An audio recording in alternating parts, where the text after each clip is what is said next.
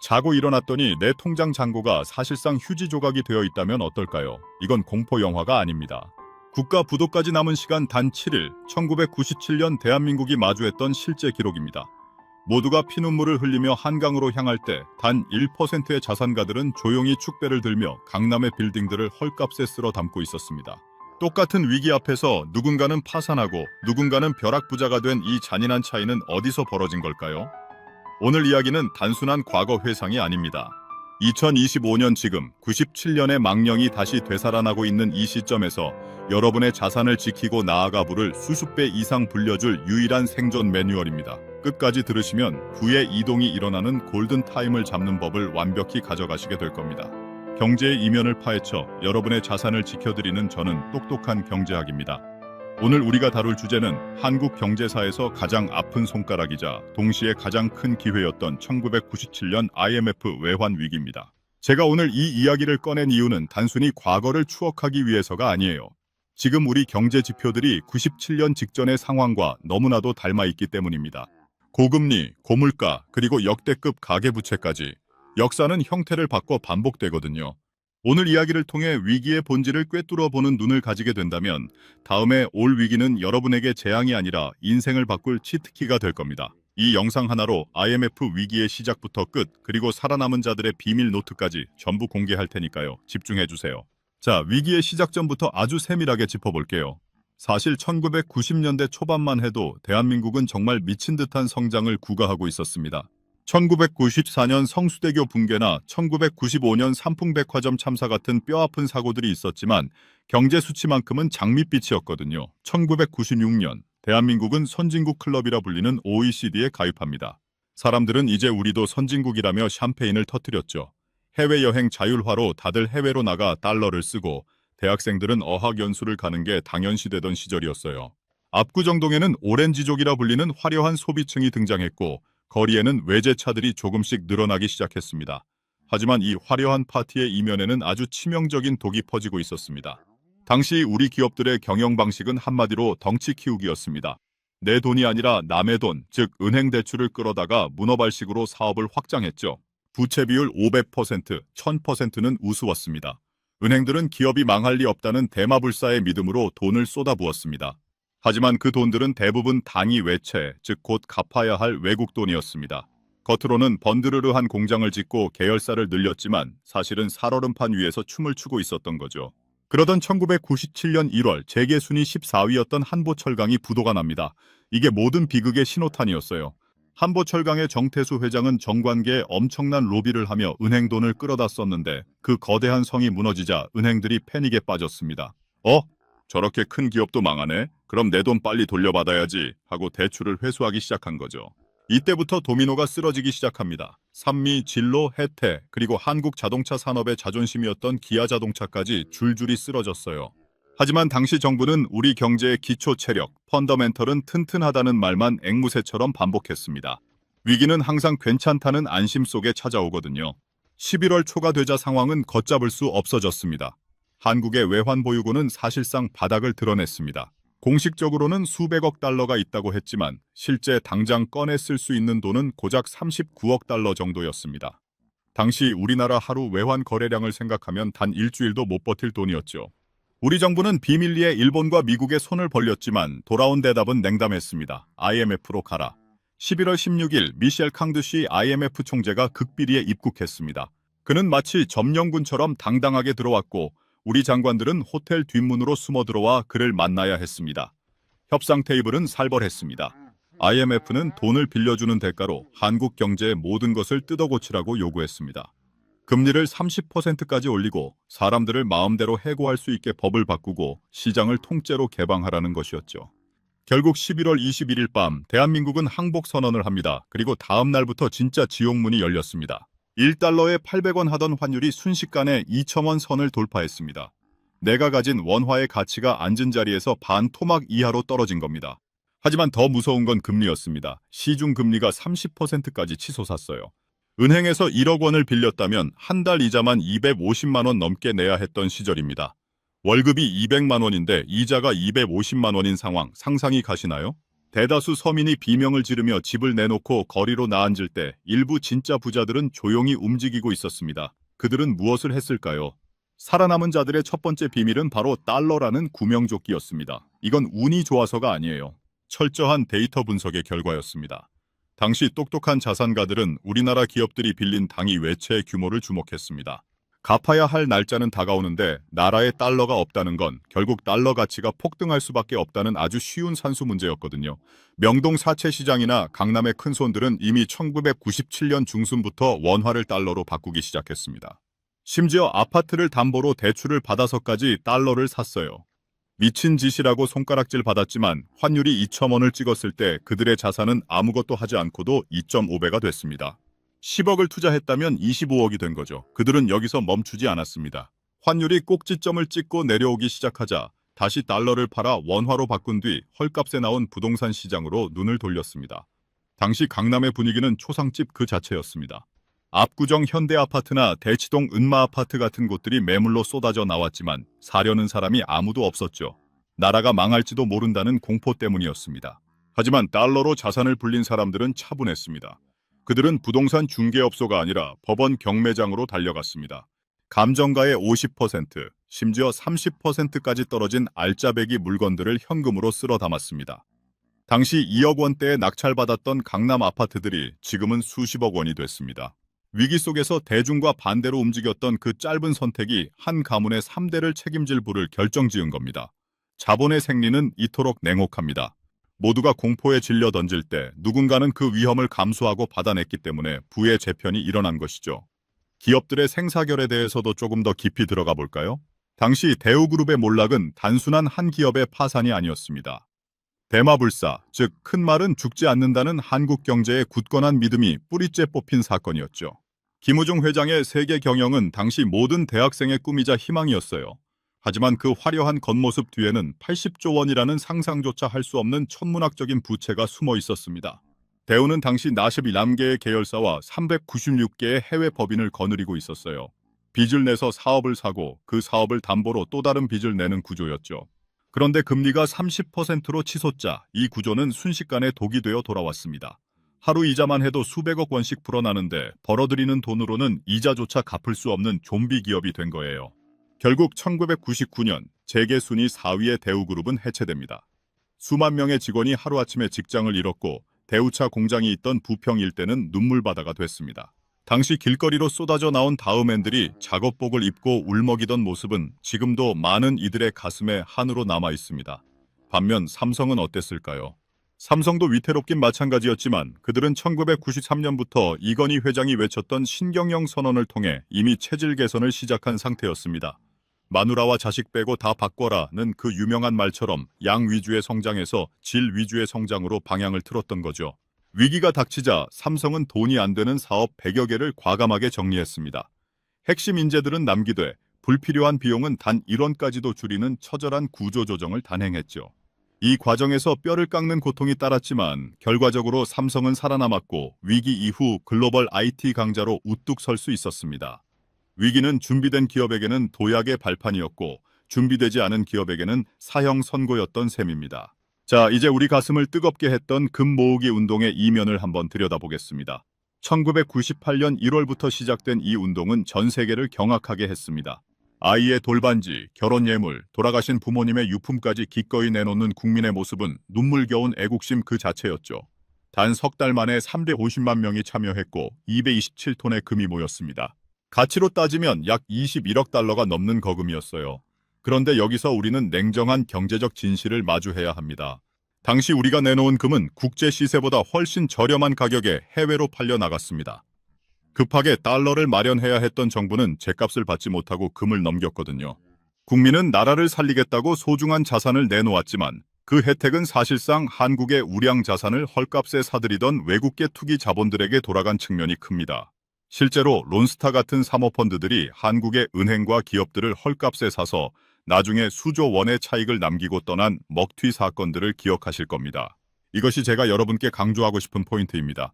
착한 마음만으로는 내 자산을 지킬 수 없다는 거예요. 경제의 흐름을 모르면 내가 흘린 눈물이 누군가의 배를 불리는 도구가 될 수 있습니다.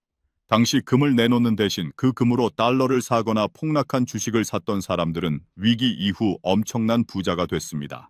누군가는 이를 이기적이라고 비난할지 모르지만 자본주의 시장은 도덕이 아니라 데이터와 전략으로 움직입니다. 이제 2025년 지금의 이야기로 돌아와 보겠습니다. 제가 왜 자꾸 27년 전 이야기를 꺼내며 여러분의 경각심을 일깨우는지 아시나요? 지금의 지표들이 97년과 너무나도 흡사하기 때문입니다. 97년 위기의 핵심이 기업 부채였다면 지금은 가계부채가 그 자리를 대신하고 있습니다. 대한민국 가계부채는 현재 1,900조 원을 넘어섰습니다. GDP 대비 가계부채 비율은 세계 1위 수준이죠. 97년에는 기업들이 무너졌지만 이번에 위기가 오면 우리 개개인의 삶이 직접적으로 무너질 수 있다는 뜻입니다. 금리는 여전히 고공행진 중이고 환율은 1,400원대를 위협하고 있습니다. 수출로 먹고 사는 우리나라에서 고환율은 원자재 가격 상승을 불러오고 이는 곧 물가 폭등으로 이어집니다. 장바구니 물가가 오르니 소비는 줄고 자영업자들은 폐업 위기에 내몰립니다. 97년 당시 우리 경제 펀더멘털은 튼튼하다고 말했던 정부처럼 지금도 곳곳에서 위기는 없다는 목소리가 들립니다. 하지만 여러분, 진짜 위기는 모두가 괜찮다고 할 때 소리 없이 뒤에서 칼을 갈며 다가옵니다. 그렇다면 지금 이 순간 여러분은 무엇을 해야 할까요? 과거 IMF 생존자들의 비밀 노트를 2025년 버전으로 다시 써보겠습니다.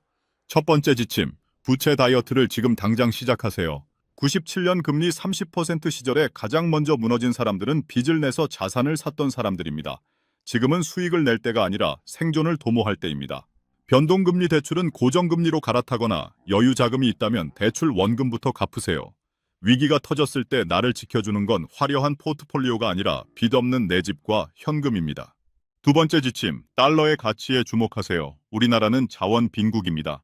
위기가 오면 원화 가치는 휴지 조각이 될 수 있지만 달러는 전 세계 어디서나 통용되는 안전 자산입니다. 자산의 일부를 달러 예금이나 달러 ETF 등으로 분산해두세요. 환차익을 노리는 투자가 아니라 내 자산이 증발하는 것을 막는 방어막을 치는 겁니다. 세 번째 지침, 공포를 매수할 준비를 하세요. 97년 위기 속에서 부자가 된 사람들은 남들이 공포에 질려 도망칠 때 시장으로 걸어 들어갔습니다. 하지만 그들은 무턱대고 들어간 게 아닙니다. 평소에 우량한 기업, 입지 좋은 부동산을 미리 점찍어두고 가격이 말도 안 되는 수준까지 떨어지기를 기다렸던 거죠. 지금부터 여러분만의 위기 장바구니를 만드세요.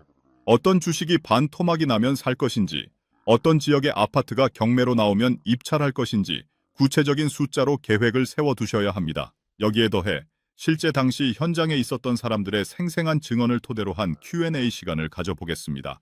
많은 분이 궁금해하시는 질문들이거든요. 질문 하나, 당시 주식 투자를 했던 사람들은 다 망했나요? 아닙니다. 오히려 그때 주식을 시작해서 수백억대 자산가가 된 분들이 많습니다. 그들의 공통점은 업종의 1등주만 샀다는 겁니다. 기업이 망하지 않는다는 확신이 있는 종목, 예를 들어 당시에 삼성전자나 포스코 같은 기업들의 전 재산을 걸었던 사람들은 위기 극복 후 수십 배의 수익을 거두었습니다. 잡주에 투자한 사람들은 상장 폐지로 눈물을 흘렸지만 우량주에 투자한 사람들은 부의 추월차 차선에 올라탔습니다. 질문 둘, 부동산은 언제 사는 게 제일 좋았나요? 통계적으로 보면 IMF 구제금융 신청 후 약 1년에서 1년 6개월 뒤가 가장 저점이었습니다. 공포가 극에 달해 이제 한국은 끝났다는 절망이 팽배했을 때가 바로 최고의 매수 적기였습니다.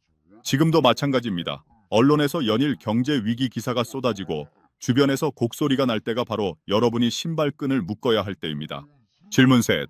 지금 당장 금을 사야 할까요? 금은 좋은 안전자산이지만 위기 초입에는 달러가 훨씬 강력한 힘을 발휘합니다. 금은 오히려 위기가 어느 정도 진행되어 화폐 가치에 대한 불신이 극에 달했을 때 빛을 발하죠. 지금은 금보다는 달러와 현금 유동성 확보에 집중하시는 것이 전략적으로 유리합니다. 여러분, 역사는 우리에게 끊임없이 신호를 보냅니다. 1997년의 비극은 준비하지 않은 자들에게는 지옥이었지만 흐름을 읽은 자들에게는 축복이었습니다. 2025년 지금 여러분은 어느 쪽에 서 계십니까? 자, 그럼 이제 여러분의 통장을 지키고 나아가 불려줄 2025년판 위기 돌파 포트폴리오를 아주 구체적으로 설계해 보겠습니다. 단순히 돈을 아끼세요 같은 뻔한 소리가 아니에요. 자산의 성격에 따라 어떻게 배분하고 어떤 타이밍에 방아쇠를 당겨야 하는지 그 실전 매뉴얼을 말씀드릴 겁니다. 우선 여러분의 자산을 크게 세 가지 바구니로 나누셔야 합니다. 첫 번째 바구니는 생존 바구니입니다. 여기에는 최소 6개월에서 1년치의 생활비, 그리고 금리 인상에도 끄떡없는 현금을 담아야 합니다. 97년 당시 수많은 가장이 무너졌던 이유는 자산이 없어서가 아니라 당장 쓸 현금이 없어서였어요. 아파트는 있는데 관리비를 못 내고 주식은 있는데 팔면 반토막이라 손을 못 대는 상황. 이게 바로 유동성 위기입니다. 여러분은 반드시 총자산의 20% 이상을 언제든 현금화할 수 있는 파킹 통장이나 초단기 채권에 넣어두셔야 합니다. 두 번째 바구니는 방패 바구니입니다. 여기에는 앞서 강조했던 달러와 금, 그리고 미국 국채 같은 안전자산을 담습니다. 특히 달러는 단순한 화폐가 아닙니다. 위기가 왔을 때 전 세계 자본이 마지막으로 도망치는 최후의 보루예요.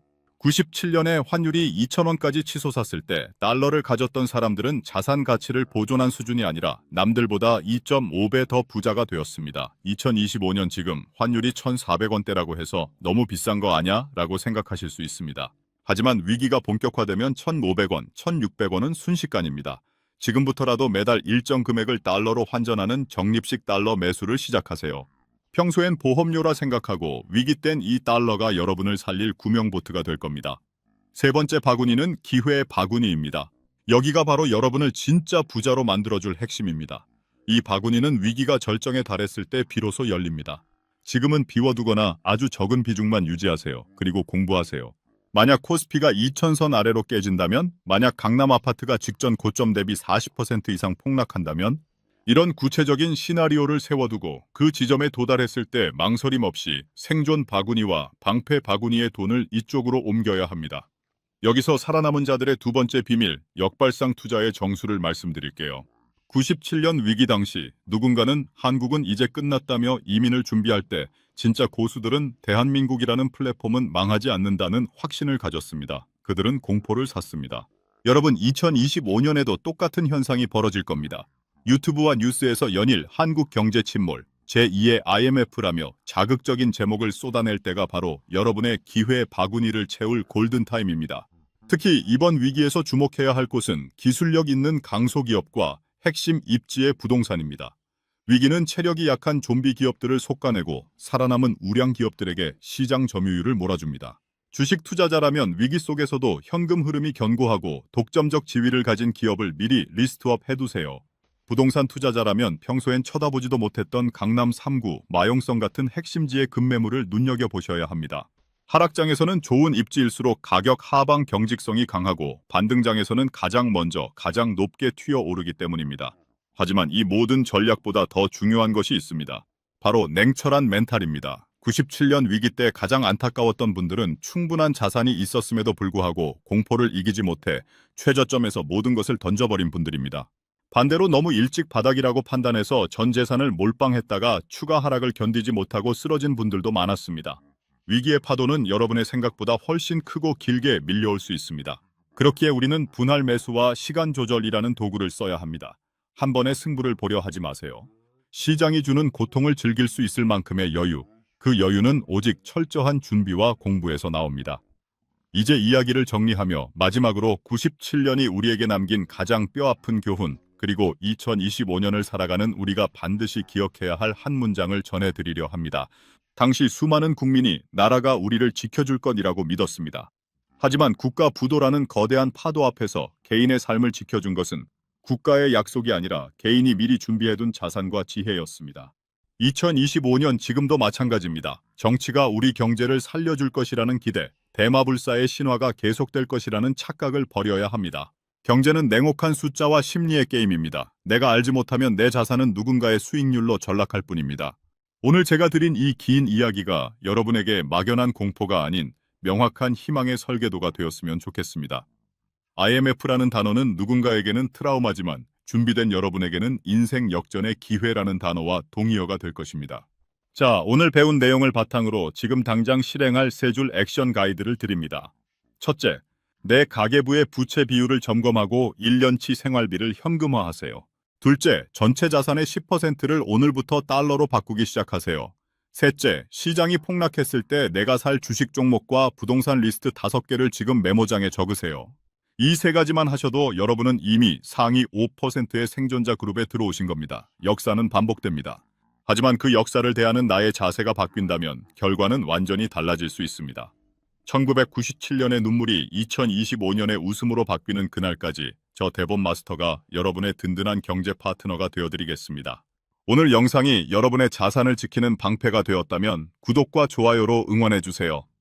여러분의 응원은 제가 더 깊고 예리한 통찰력을 찾아내는 가장 큰 힘이 됩니다. 그리고 여러분이 생각하는 2025년 최고의 안전자산은 무엇인가요? 댓글로 공유해주시면 저도 함께 고민하고 답글 남겨드리겠습니다. 위기는 기회의 다른 이름입니다. 여러분은 충분히 그 기회를 잡으실 자격이 있습니다. 저는 다음 영상에서 더 강력한 생존 전략으로 돌아오겠습니다. 지금까지 똑똑한 경제학이었습니다. 감사합니다.